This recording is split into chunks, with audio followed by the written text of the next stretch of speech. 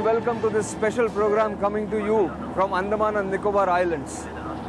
For long, the Andaman and Nicobar Islands, which are closer to Indonesia than Indian mainland, have been regarded as an outpost of India rather than a strategic springboard. However, over the past few years, the thinking is changing at the highest levels in the Indian government. And those changes are now visible on ground here in Andaman and Nicobar.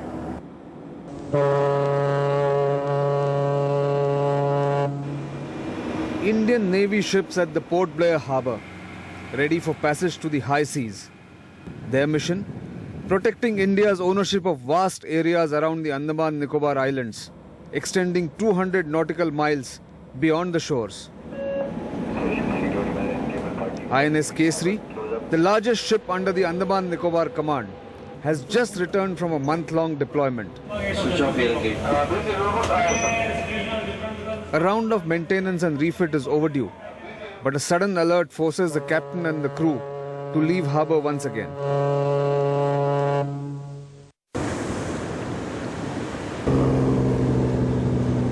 The task this time? Tracking down, along with the coast guards, poachers from neighbouring Myanmar who have entered Indian waters in search of sea cucumbers and other exotic marine wildlife.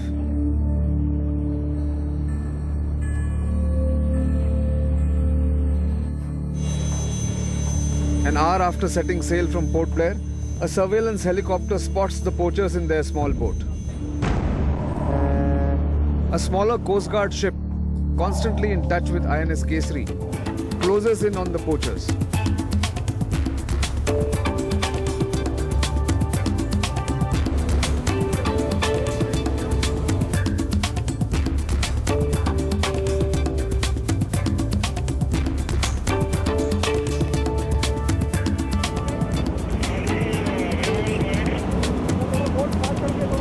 Careful scrutiny of the boat and quick interrogation of the poachers by the Coast Guard leads to their arrest.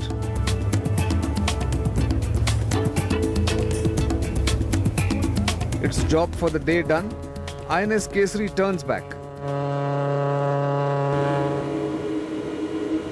Tracking poachers is only one of a wide range of tasks the Indian Navy performs in the Andaman Islands.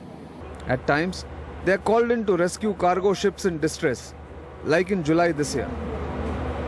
This is the ship, is it? Yeah, this is the ship MP Gati, which was in distress that day. Okay. And we sailed out at 1 o'clock in the night with my full ship's company on board. And we contacted this vessel at around 4 o'clock in the morning. Right. And by around 8:30 we were able to correct up the tow. Okay. The sea state in the particular area was between 4 to 5 and the wind speed was close to 25-30 knots.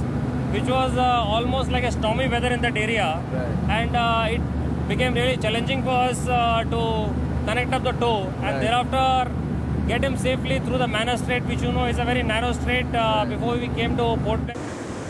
Policing the vast ocean area that stretches from the Myanmar border in the north to the busy 6-degree channel in the south, one of the world's busiest sea lanes of communication leading to the Malacca Straits, remains the primary job of the Andaman Nicobar Command. As you are aware, the Andaman Exclusive Economic Zone itself is almost 1/3 of the EEZ of entire India. Right. And we have a large search and rescue region, which is almost 1 million square kilometers under our operations, jurisdictions. So this area itself, you could imagine that how big is the challenge we have. Right. Coupled with the poaching activities, and the search and rescue operations which we need to undertake due to the proximity of important sea lanes of communications. That's right. Large number of the ships moving from this area, the 6-degree channel, 10-degree channel, up north. Right. So the large number of the distress messages we get where we need to respond. Given the vast expanse of sea, unpredictable weather, constant rain, and only one main airport with 2 airstrips across the 720-kilometer in its north-south axis, aviators have to be at their best while operating here. Here the peculiarity of extensive north-south spread of the whole archipelago, Right. almost 750 kilometers from top end to the bottom end, Correct. towards the 6-degree channel. Yeah.